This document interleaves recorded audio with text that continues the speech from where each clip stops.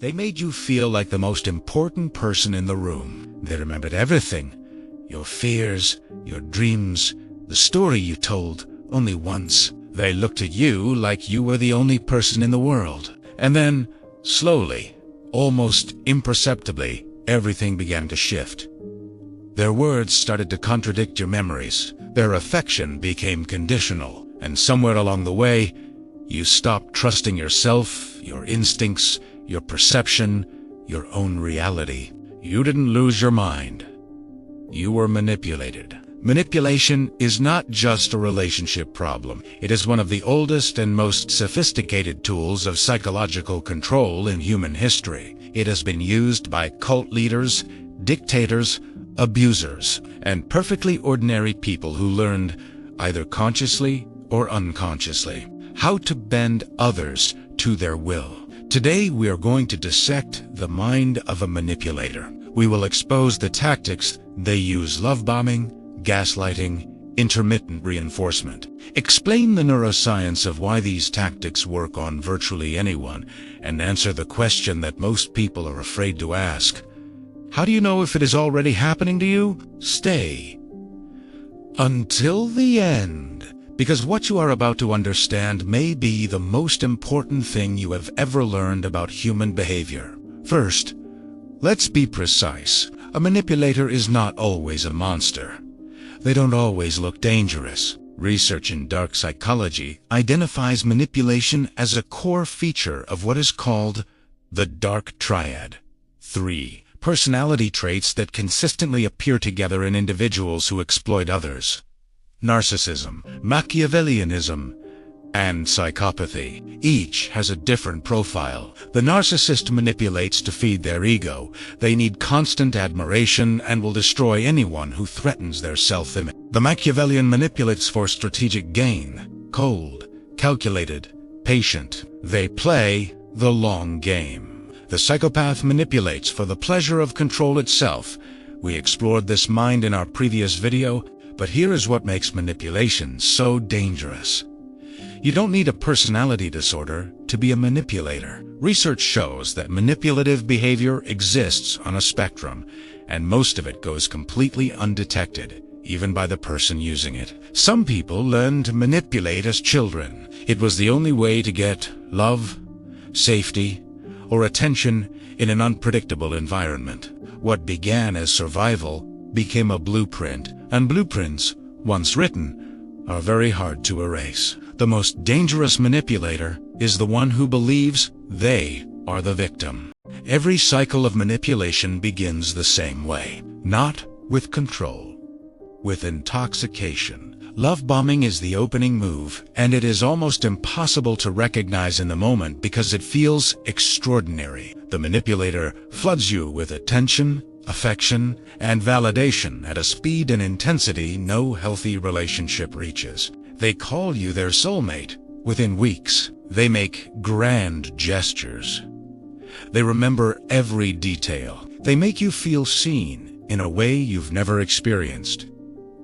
But this is not love. This is architecture. The term was first documented in cults, where leaders used overwhelming affection to create dependency in new members. The same mechanism operates in intimate relationships. Neurologically, love bombing exploits your fundamental biological systems.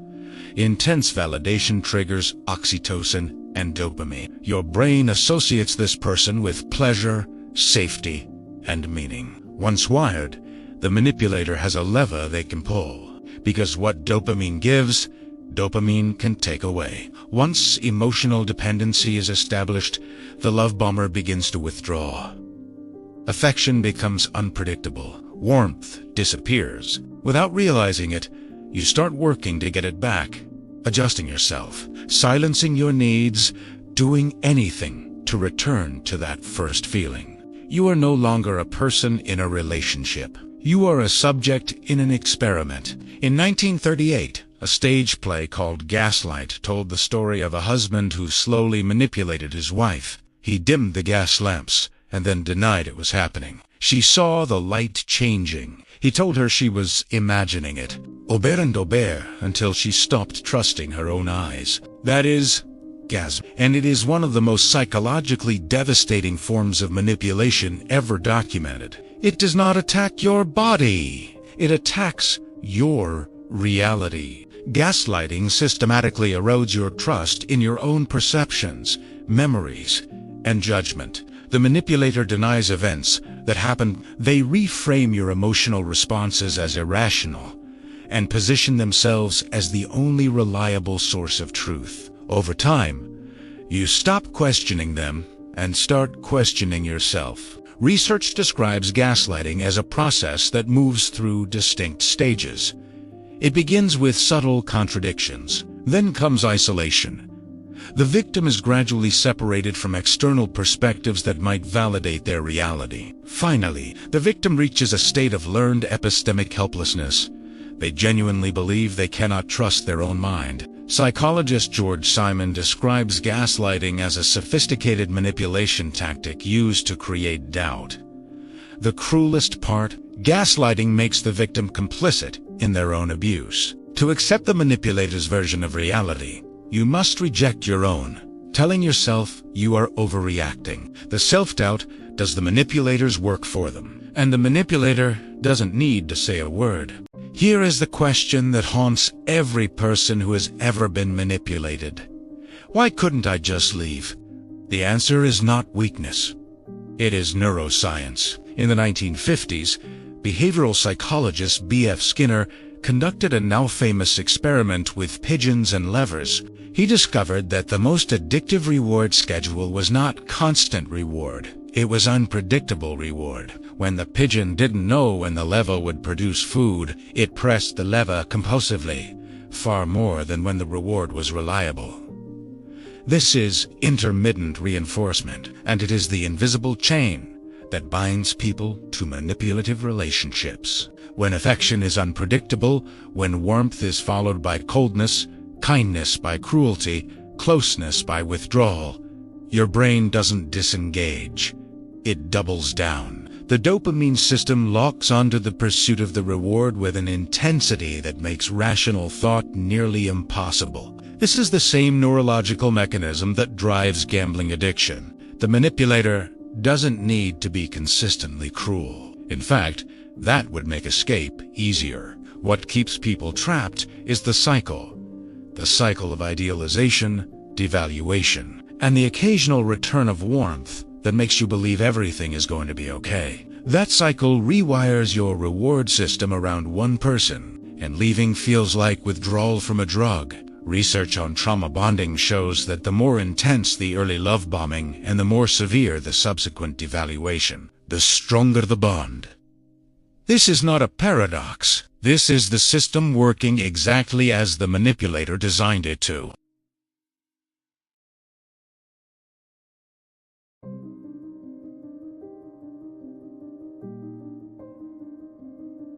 These patterns were not chosen. They were downloaded, but understanding the origin does not erase the damage. What makes the study of manipulation so philosophically vertiginous is the question of free will underneath it all.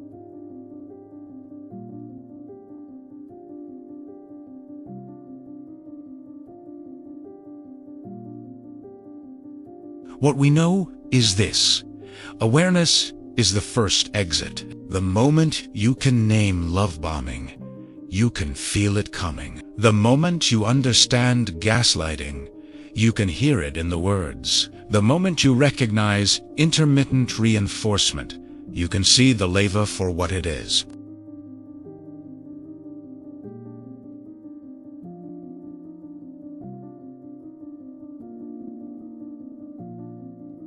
You don't have to name anyone. Just tell us. Which tactic hit closest to home? In the next episode, we go deeper into identity. How the people who shape us in our earliest years write the code that runs our entire lives. Will we become who we are afraid to become, and what it would take to rewrite it?